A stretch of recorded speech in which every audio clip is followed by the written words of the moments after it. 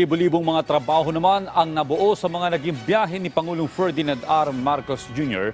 mula sa huling bahagi ng 2022 hanggang 2023. Batay sa datos ng Department of Trade and Industry, higit 200,000 na job opportunities ang naiuwi ng Pangulo sa kanyang mga foreign trips.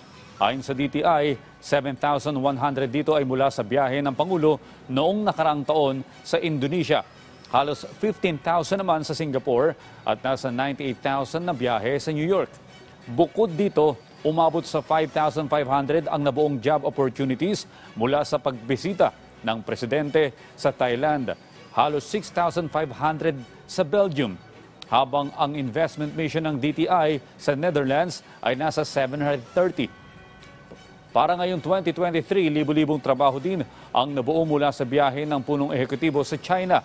2 beses na pagbisita sa Japan, Malaysia, Washington DC at huling biyahe ng Pangulo sa Estados Unidos ngayong taon.